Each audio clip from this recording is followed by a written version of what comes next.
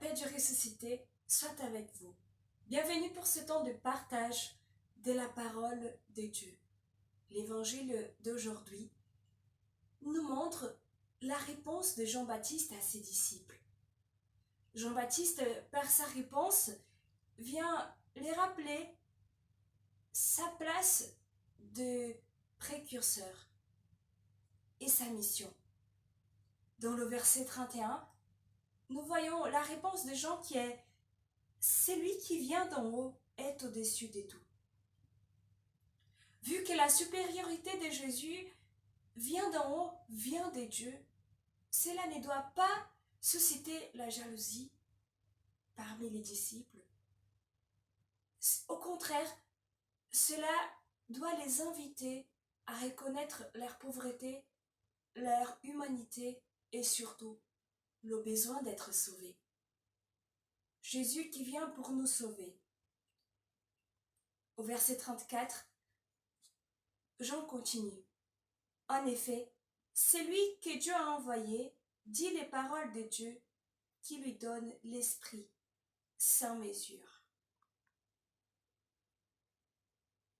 Jésus vit dans cette relation d'amour avec le Père.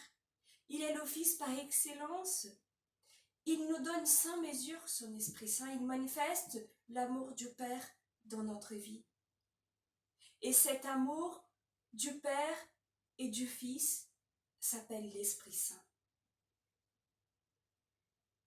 Qui croit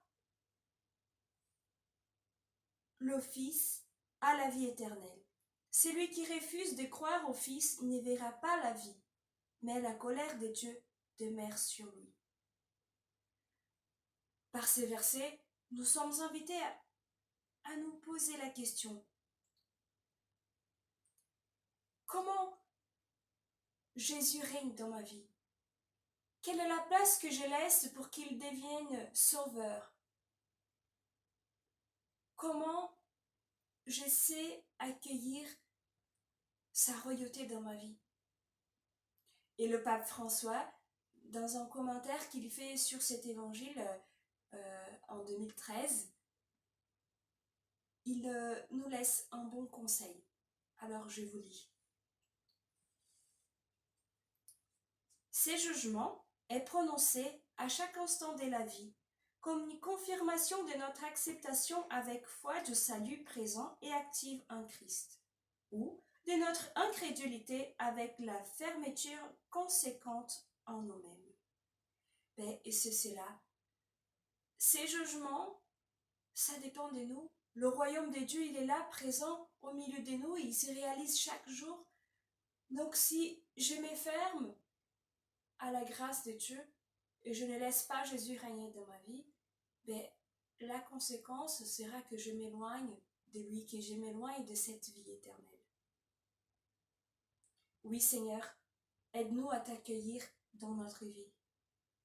Oui Seigneur, aujourd'hui, nous voulons que tu puisses régner en nous.